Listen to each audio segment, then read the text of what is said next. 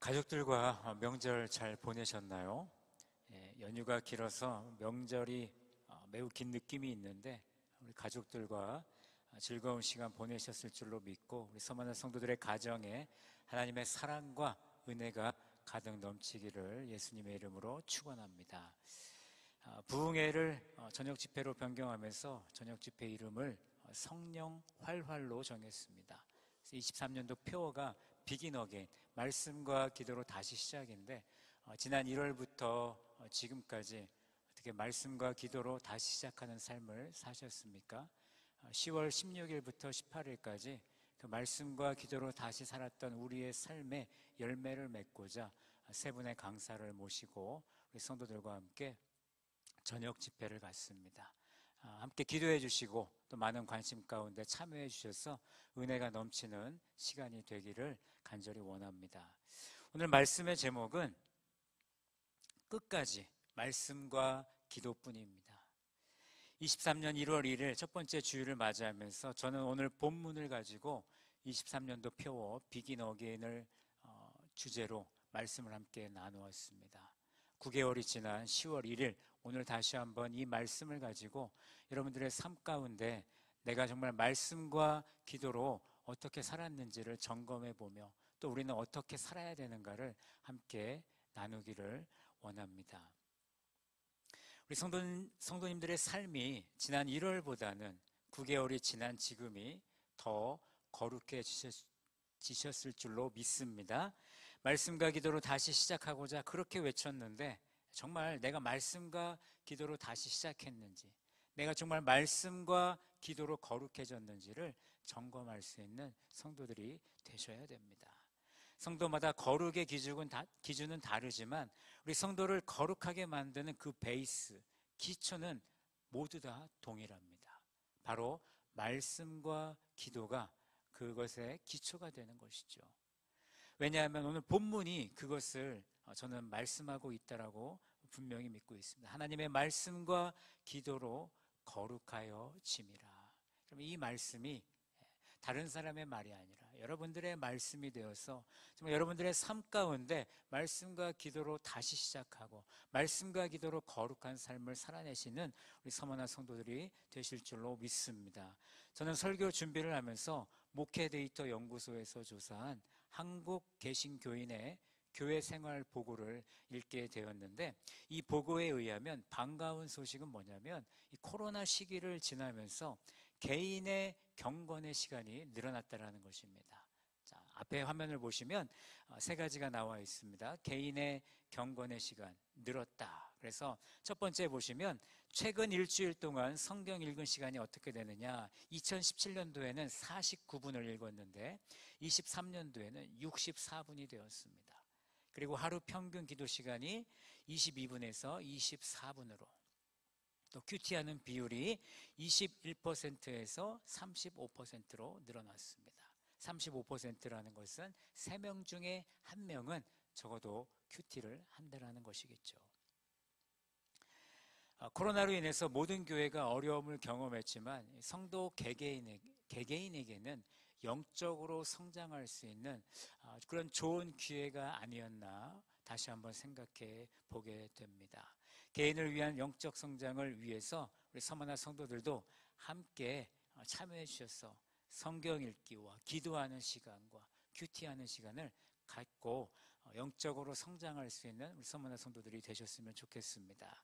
다음을 보시면 신앙 성장에 도움이 되는 요인에 대한 관련된 그런 조사를 보게 됩니다. 보시게 되면 신앙 성장 도움 요인, 예배와 설교 줄고 미디어 가파르게 상승이라는 주제를 말해주고 있습니다.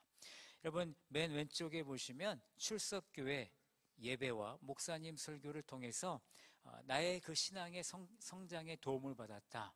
그 퍼센테이지가 23년도에 28%입니다.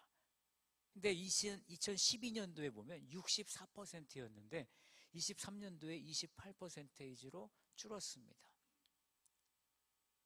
그런데 가족과 미디어는요 많이 늘었어요.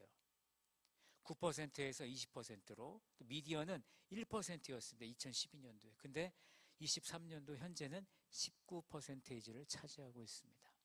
우리가 주의 깊게 봐야 할 것이 여기 있는데, 개교회와 또 개교회 예배와 목사님 설교를 통해서 신앙 성장의 도움 퍼센테이지는 많이 줄었습니다. 코로나 이후에 교회를 통한 신앙 성장이 많이 연약해졌다는 것이죠. 그리고 교회 출석 인원도 줄었고 또 주일 예배만 드리고 가는 성도들이 많다 보니까 이런 상황들이 나온 것 같습니다. 반면에 가족과 미디어를 통해서 신앙 성장에 도움이 되는 것은 지속적인 증가세를 보여주는데, 코로나를 통해서 가족과 함께하는 시간이 많아졌고 또 개인적으로 미디어를 통해서 신앙 성장에 도움을 많이 받았기 때문이죠. 특별히 미디어 상승세가 큰데 좀 사실 위험한 부분이 사실 이 안에 있습니다. 적당한 미디어 사용을 통해서 신앙에 도움을 받으면 너무나도 정말 유익한데, 무엇이든지 지나치면 문제가 되는 것이죠. 많은 시간을 미디어에 의지하게 되면 개인의 성경 읽는 시간과 기도하는 시간과 말씀 묵상하는 그런 시간들이 어쩌면 미디어의 도움 없이는 이런 세 가지 개인적인 신앙 성장을 위한 활동들이 멈춰질 수 있다는 것입니다. 그런 위험성을 생각해 보고요. 사실 신앙생활은 누가 대신 해주는 것이 아니고 내가 하는 것인데, 그 내가 하는 것을 미디어를 통해서 도움을 받는다라고 하면 미디어가 없으면 내가 그것을 감당할 수 없다는 것입니다. 그리고 한 가지 더 보태면 미디어가 안전한 것만은 아니라는 것이죠. 여러분, 유땡땡을 보시면 그 안에 정말 다양한 영상들이 있지 않습니까? 근데 그 안에 좋은 영상만 있는 것이 아니고요, 이단과 사이비에서 가르치는 그런 교리 영상이라든가 그들을 선전하는 영상들이 많이 있습니다. 우리가 그것을 분별하지 못하면 우리는 나쁜 그런 신앙의 나쁜 영적 바이러스에 감염되고 마는 것이죠. 그것을 모르고 봤다가는 여러분들에게 오히려 득이 되는 것이 아니라 오히려 독이 될 수 있다는 것을 우리는 잊어서는 안 되겠습니다. 그래서 우리 서문학교의 성도들은요, 교회에 오셔서 예배 드리시고 설교 들으시고 성경 공부하시고 새벽 기도회를 통해서 금요 기도회를 통해서 기도하는 우리 서문학 성도들이 되시기를 간절히 바랍니다. 우리 서문학 성도들은 미디어에 많은 시간이 아니라 교회와 소모임과 그리고 개인에게 더 많은 시간을 할애해서 직접 말씀을 읽고 기도하는 성도들이 되어야 된다는 것입니다. 끝까지 그렇게 신앙생활하는 우리 서머나 성도들 되시기 바랍니다. 특히 23년도가 얼마 남지 않았는데 2달만 지나면 이제 뭐 말씀과 기도 다시 시작, 비긴 어게인 없으니까 이제 좀 마음이 좀 편해지겠다, 여러분 혹시 그런 생각을 하고 계신다면 여러분 잘못된 생각을 하고 계시는 것입니다. 여러분 주님 만나는 그날까지 끝까지 말씀과 기도로 거룩해지는 우리 서머나 성도들이 되기를 간절히 원합니다. 그렇다면 우리 성도는 어떤 자세로 끝까지 말씀과 기도로 다시 시작을 해야 될까요? 오늘 세 가지를 함께 나누도록 하겠습니다. 끝까지 말씀과 기도로 다시 시작하기 위해서 첫 번째는 굳건한 마음의 자세를 가져야 합니다. 사람의 기본적인 마음은 창세기 6장 5절 말씀처럼 사람이 마음으로 생각하는 모든 계획이 항상 악하다라고 말씀은 선포하고 있습니다. 그럼에도 불구하고 하나님께서 우리를 사랑하셔서 독생자 예수 그리스도를 보내주셨고 사람의 그 악한 마음에 밝은 빛을 비춰주신 줄로 믿으시기 바랍니다. 고린도후서 4장 6절 말씀에 어두운 데에 빛이 빛이라 말씀하셨던 그 하나님께서 예수 그리스도의 얼굴에 있는 하나님의 영광을 아는 빛을 우리 마음에 비추셨다라고 분명히 말씀하고 있습니다. 예수 그리스도를 믿는 자들에게는 하나님의 영광을 아는 빛을 그들의 마음속에 비추십니다. 항상 악했던 그 마음이 빛이 비춰지면서 어둠은 사라지고 하나님의 영이 거하는 거룩한 처소가 된 줄로 믿습니다. 여러분, 이 마음이 저와 성도들에게 있어야 됩니다. 이 마음이 꺾이지 않도록 우리의 마음을 지켜야 되는 것입니다. 지혜의 왕 솔로몬이 잠언 4장 23절에서 이렇게 선포했습니다. 모든 지킬 만한 것 중에 더욱 너의 마음을 지키라. 생명의 근원이 그 마음에서 난다라고 분명히 말씀했습니다. 여러분, 솔로몬도 마음을 지키라고 선포하는데 솔로몬이 왜 이런 말씀을 했을까 생각해 보니까 어제 큐티 말씀과 좀 연결, 좀 이렇게 연관성이 있었습니다. 열왕기상 11장 1절에서 13절 말씀에 보시면 솔로몬이 이방 여인들을 사랑하게 됩니다. 자기의 마음을 지키지 못해서 좌우로 치우치게 되고요. 많은 아내들이 결국에는 솔로몬의 마음을 사로잡게 됩니다. 그럼 그 결과 무슨 일이 벌어졌습니까? 솔로몬이요, 하나님의 말씀을 멀리했고 하나님의 말씀을 멀리하다 보니까 스스로가 하나님과 점점 멀어지는 안타까운 일들을 경험하게 되었습니다. 솔로몬은 자기의 마음을 지키지 못하고 자기의 마음을 빼앗겨 버렸습니다. 성도들 가운데 마음을 지키지 못해서 마음이 불편하거나 죄책감에 빠진 우리 성도들이 계십니까? 그럴지라도 포기하지 마시고 말씀과 기도로 다시 시작하고자 하는 그 마음을 끝까지 지키시기 바랍니다. 우리 신앙생활은 1년 하고 끝내는 것이 아니잖아요. 그렇죠? 주님 만나는 그날까지 우리는 신앙생활을 해야 되는데 우리가 1년 동안, 지난 9개월 동안 다시 말씀과 기도로 다시 시작하지 못했다고 좌절하거나 힘들어하실 필요가 없다는 것입니다. 다시 시작하는 마음을 굳게 하십시오. 서머나 성도들이 이 마음을 지키는 것은 하나님의 말씀을 실천하기 위해서 우리가 이 말씀을 지키는 것입니다. 오늘은 10월 1일입니다. 10월 첫째 날 새롭게 다시 시작하는 성도들이 되시기를 바랍니다. 첫 주를 다시 시작하는 성도들이 되십시오. 또 10월 한 달을 다시 시작의 달로 삼으셔서 여러분들의 삶이, 여러분들의 마음이 더욱더 굳게 하셔서 하나님의 말씀을 실천하는 우리 서머나 모든 성도들이 되시기를 예수님의 이름으로 축원합니다.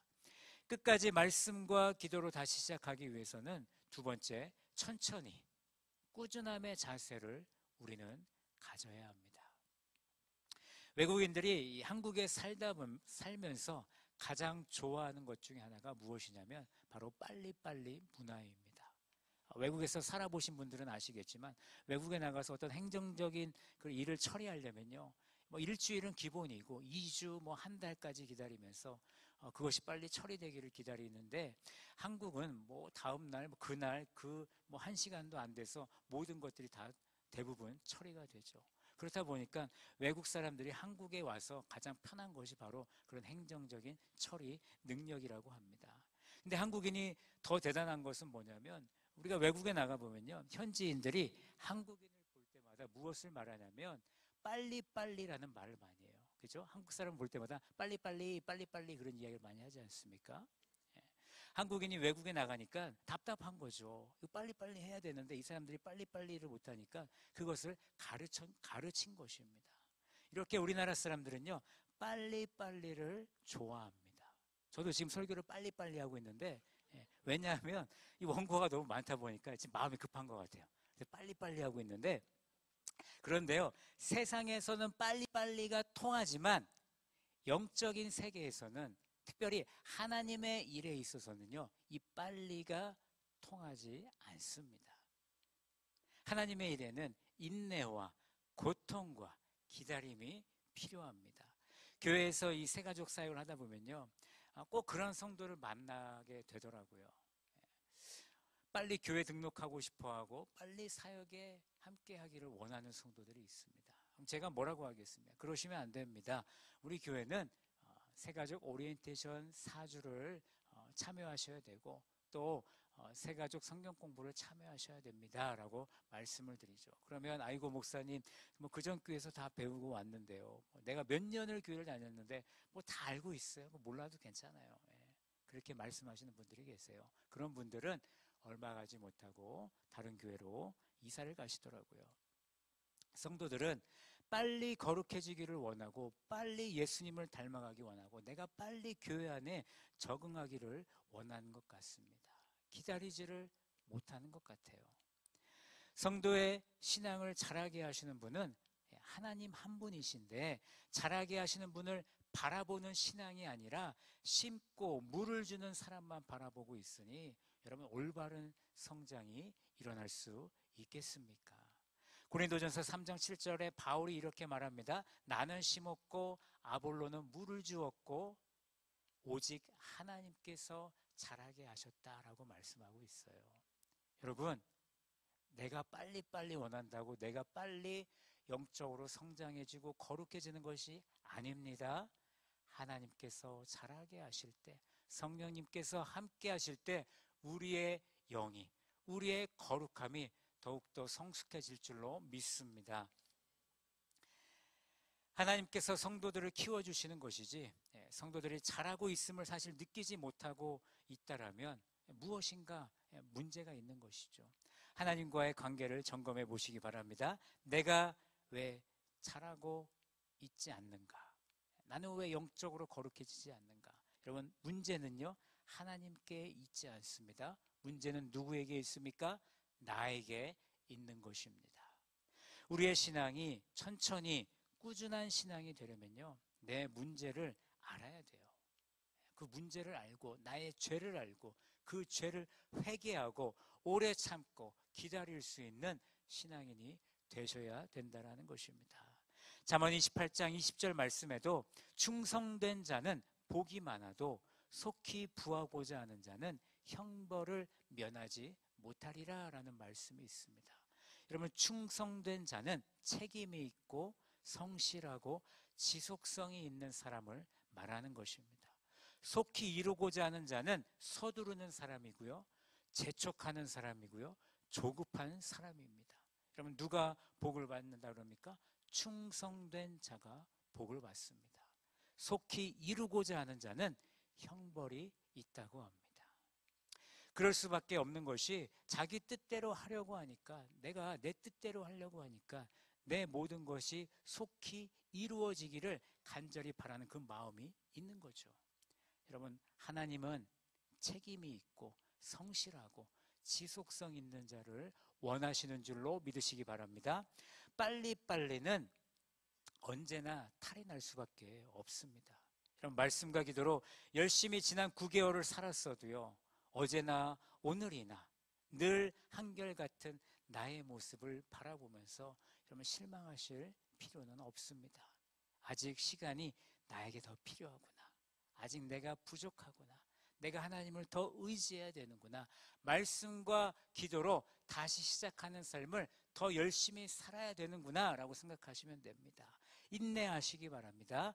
기다리십시오.